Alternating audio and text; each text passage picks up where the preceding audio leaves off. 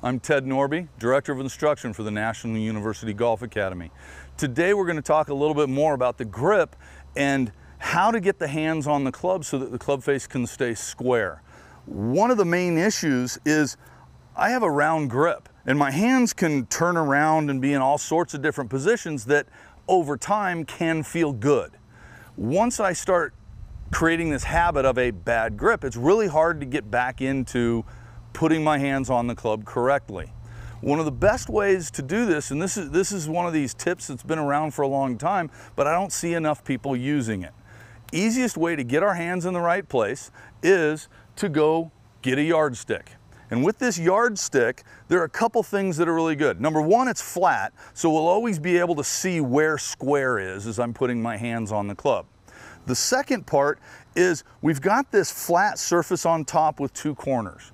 And there's a lot of pieces of my hand, both hands, that I want to have on top of the club.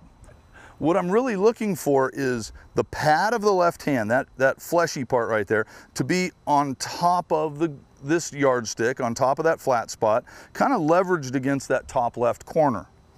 From there, I want my thumb just along the right corner. So my left thumb goes along the right corner of the yardstick, and the knuckle, the base knuckle of my forefinger will also kind of pinch down on top of that left corner. So I've got these two corners.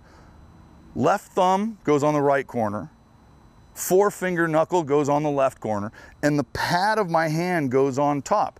And if I can get my hand in that position with that yardstick still being flat, that's a pretty square grip right there. Now, whether I have a slightly weaker grip or a stronger grip, that really doesn't matter too much. Whether I still want to be on those corners of the yardstick right there.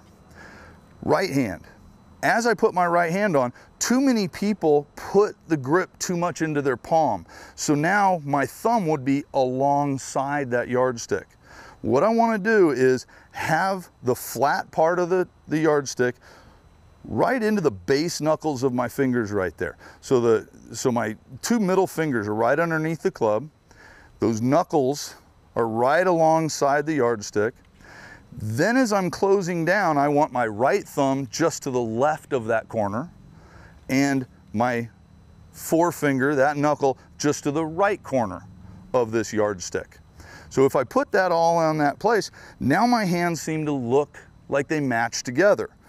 If my left hand gets alongside and rolled over and my right hand gets too much in my palm, it just doesn't feel good in the hands right there. If you do this enough times with a yardstick, eventually your hands will start feeling pretty good in that position.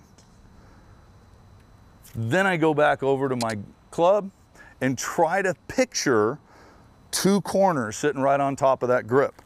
Pad of the left hand on top, thumb and forefinger knuckle on the corners, right hand also on the corners right there.